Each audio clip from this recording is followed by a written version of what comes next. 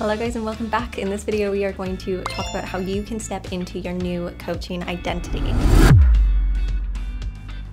Now, it's going to be really important for us to start identifying as a coach, because if we don't, we're going to have self-doubts, we're going to have limiting beliefs, we're going to have fears that are all holding us back because we don't truly believe that we are a coach. So we need to shift this belief and step into a new identity of ourselves where we can actually identify as a coach. What does a coach do? You know, who is the coach that you want to be? What does a coach think? What does a coach do?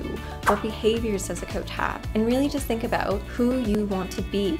I want you to start to visualize yourself as the person of who you are becoming. Who do you want to become? We are always becoming that next version of ourselves, and we may have had a bunch of identities throughout our lives, and just because we're stepping into a new one doesn't mean that we are fully saying goodbye to others. People can have multiple identities. You can be a mother and a coach. You could be a singer and a coach, or a doctor and a coach. You can have all of these multiple identities that you can start to merge and mix. Nobody is just one identity anymore. You know, I think back in the day when people used to have one job for life, and if you worked hard, you would get there and you would climb the corporate ladder and, you know, all would be good, and that was your identity. But actually nowadays, people identify as so many things. Look at a bio, for example. They've got loads of different descriptions on there that say, you know, hi, I'm a coach, I'm a, like I said, singer, I'm a humanitarian, whatever it is. We've got all of these different identities that we can now start to become, and that's really, really powerful because it means that we are no longer limited. We need to see how these identities can work together, and we also need to see which identities may not be serving us.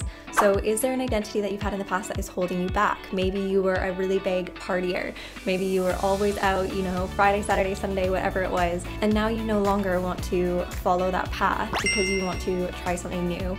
For example, changing a career to become a life coach. So if you look at the habits of your party identity, I want you to see, do those habits, do those beliefs, do those thoughts fall in line with the person that you want to become? Now, if they don't line up, you may need to pick and choose, because if we have the identity of the partier, for example, really sociable, they're out late at night, they're sleeping all day, wasting the weekend, and they're just not being very productive. Now, if we take on the identity of the coach, getting up at 6 a.m. to start their day, maybe they're journaling, meditating, running, they're starting it in all of these ways, and they are making use of their time. They're being productive, they're not spending their weekends being hungover, but they're actually out there creating business, they're building content, they're being active on social media, they are reaching out to clients, they are booking discovery calls, they are getting stuff done. They are near opposites of each other on what is going to be happening in their lives. I can't be the partier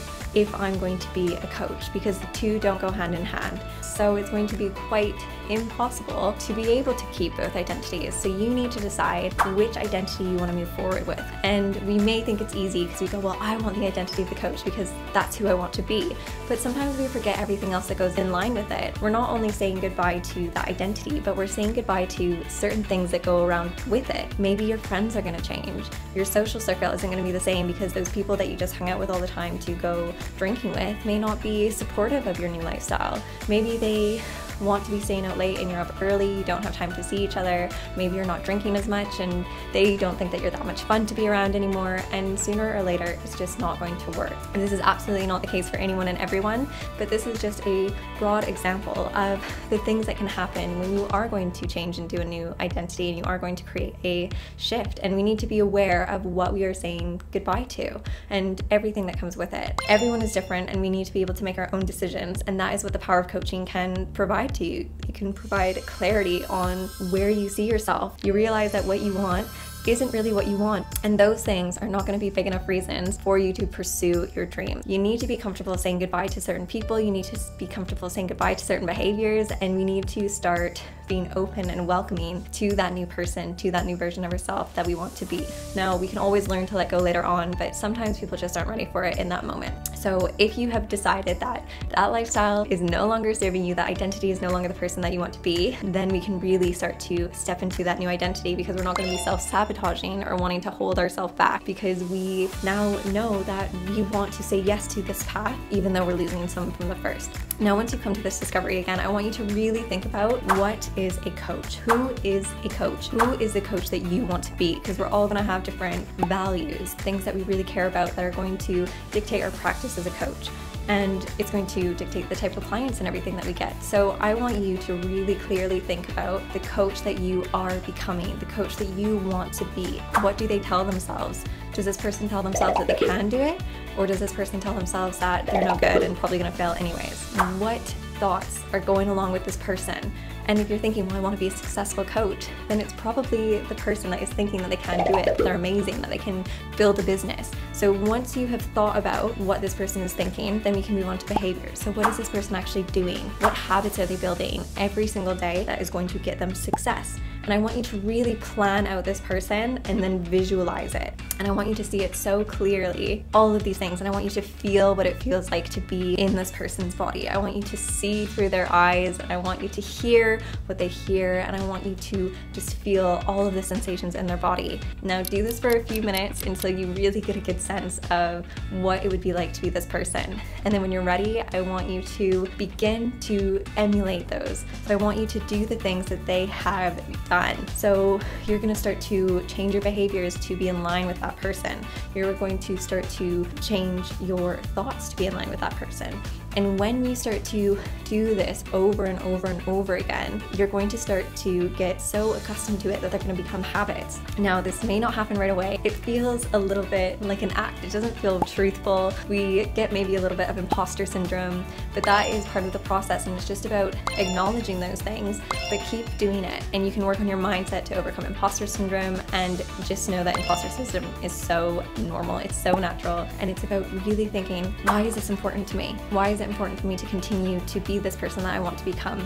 And if you have a really strong why, a really strong reason that is pushing you forward, then you're not going to give up. You're not going to let imposter syndrome or doubts or anything stop you, especially because you are becoming the person that you want to become. It doesn't have to be a huge momentous thing every single day, but every day they're taking those small consistent steps that are going to get them to where they want to be, that's going to get them the results. And if they fail, they're going to get back up and they're just going to try again, because that is a successful person. A successful person doesn't mean that they have never failed.